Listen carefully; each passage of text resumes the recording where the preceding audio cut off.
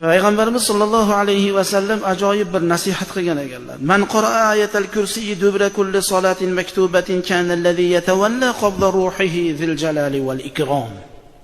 Ayatal kursiyni o'qiyotgan odam namozdan keyin, farz namozlardan keyin mana o'qiyapmiz-ku, bomdoddan keyin dur peshinda mana hamma namozdan keyin ayatal kursiyni o'qib nima qilamiz?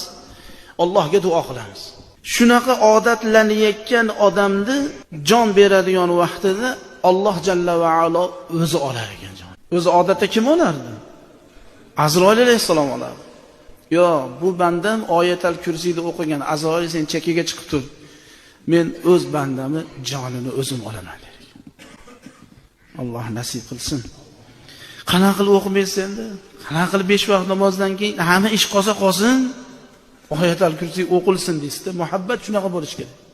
Man qara'a ayatal kursiy marratan wahidatan sarafallohu anhu